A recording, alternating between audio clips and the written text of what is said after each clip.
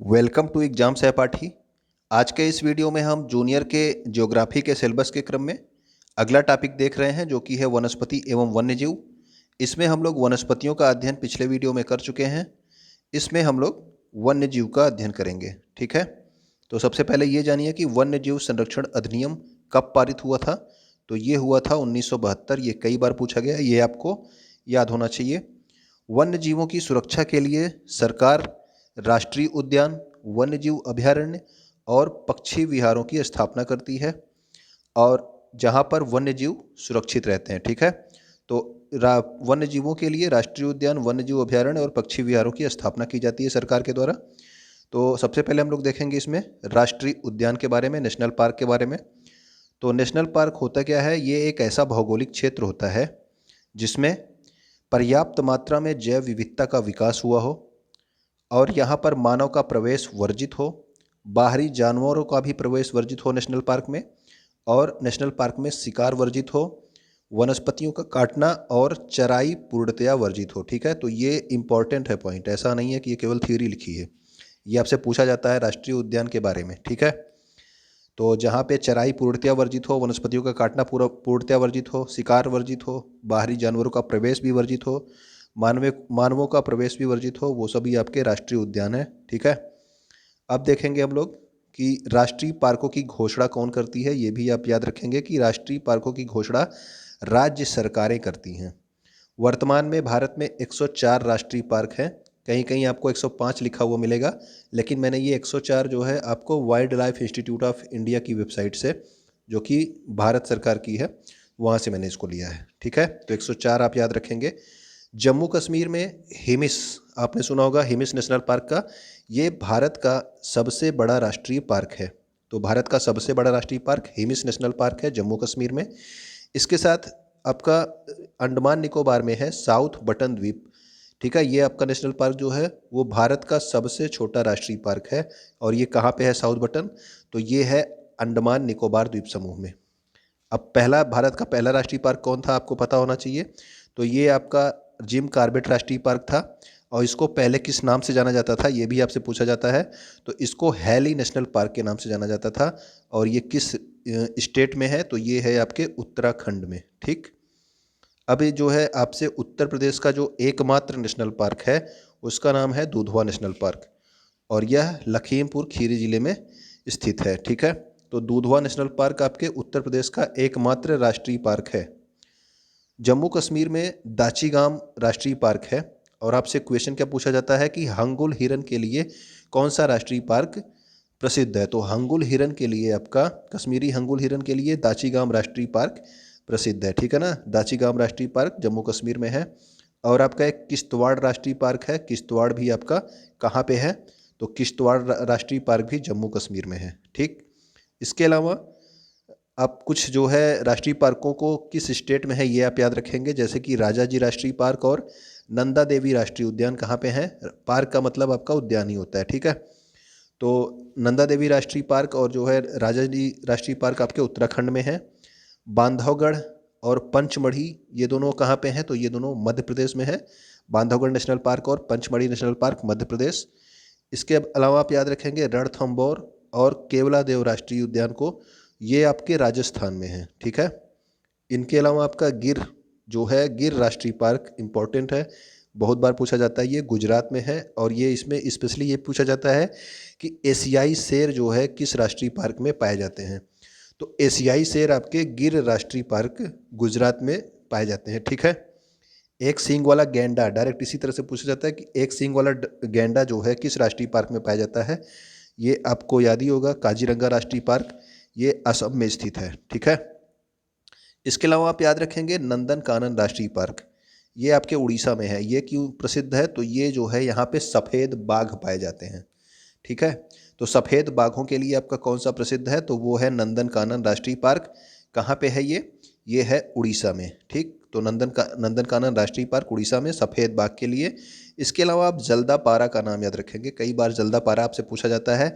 ये आपके कहाँ पे है? तो ये पश्चिम बंगाल में है जल्दापारा राष्ट्रीय पार्क, या जल्दापारा नेशनल पार्क आप बोल सकते हैं। इसके अलावा आप याद रखेंगे सलीम अली राष्ट्रीय उद्यान, तो ये देखिए सलीम अली के नाम से कई चीज़ें हैं।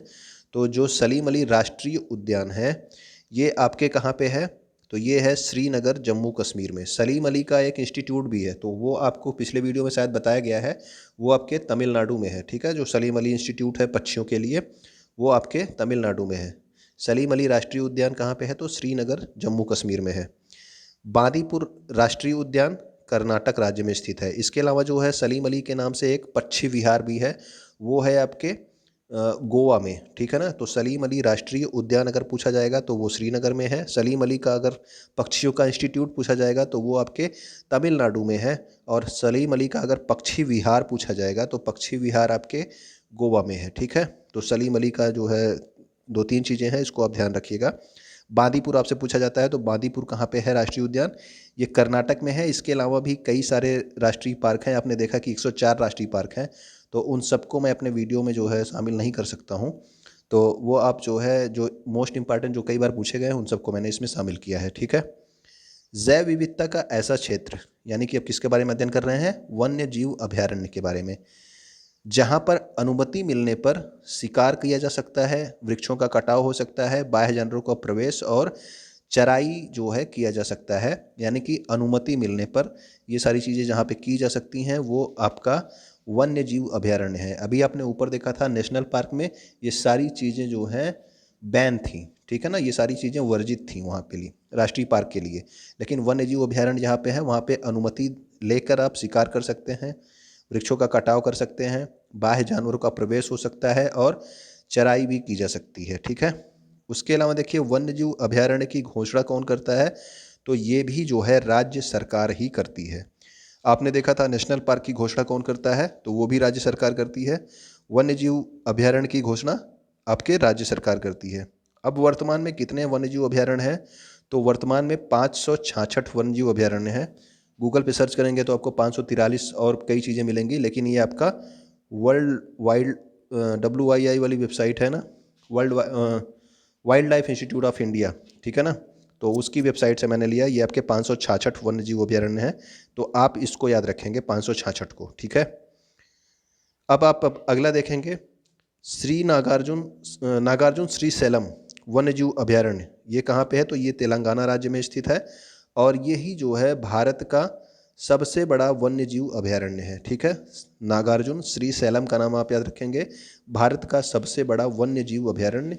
उसके बाद पिट्टी और गूंज आइलैंड, ये आपके जो है वहाँ पे लक्षद्वीप में है। तो ये भारत का सबसे छोटा वन्यजीव अभयारण्य है। ठीक है ना, तो सबसे छोटा वन्यजीव अभयारण्य पिट्टी और गूंज आइलैंड कहाँ पे? लक्षद्वीप में। सबसे बड़ा जो अभयारण्य है वन्यजीव अभयारण्य यानी कि वाइल्ड लाइफ सेंचुरी, तो वो आपके नागार्जुन श्रीशैलम तेलंगाना में है। ठीक है, तो 566 वन्यजीव अभयारण्य है, सबको तो शामिल करेंगे नहीं, कुछ के नाम हम यहाँ पे आपको बताएंगे जो अधिकतर आपके एग्जाम से पूछे जाते हैं। ठीक है, उत्तर प्रदेश में आप याद रखेंगे कि 18 वन्यजीव अभयारण्य है और 7 जो है पक्षी अभयारण्य है। कभी कभी आपको दिया जाता है कि उत्तर प्रदेश में 25 वन्यजीव अभयारण्य है। ठीक है ना, तो वो 18 और 7 मिला के 25 हुए हैं। ठीक, 18 वन्यजीव अभयारण्य, 7 पक्षी अभयारण्य। ठीक, तो वन्यजीव अभयारण्य की केवल बात करेंगे तो 18 वन्यजीव अभयारण्य हैं उत्तर प्रदेश में। मेरठ में स्थित हस्तिनापुर वन्यजीव अभयारण्य उत्तर प्रदेश का सबसे बड़ा वन्यजीव अभयारण्य है। तो मेरठ में जो है हस्तिनापुर वन्यजीव अभयारण्य है, ये उत्तर प्रदेश का सबसे बड़ा वन्यजीव अभयारण्य है। उसके अलावा एटा जिले में क्या है कि पटना वन्यजीव अभयारण्य, पहले ये पक्षी अभयारण्य था लेकिन अब इसको वन्यजीव अभयारण्य कर दिया गया है। ठीक है ना, तो कई बुक में आपको पिछला मिलेगा कि सबसे छोटा पक्षी अभयारण्य कौन है, तो पटना पक्षी विहार मिलता है, लेकिन अब ये वन्यजीव अभयारण्य बन गया है, पटना वन्यजीव अभयारण्य। इसीलिए अब सबसे छोटा जो वन्यजीव अभयारण्य है वो आपका पटना वन्यजीव अभयारण्य है। ठीक है, उत्तर प्रदेश का सबसे छोटा वन्यजीव अभयारण्य कौन सा हो गया? पटना वन्यजीव अभयारण्य।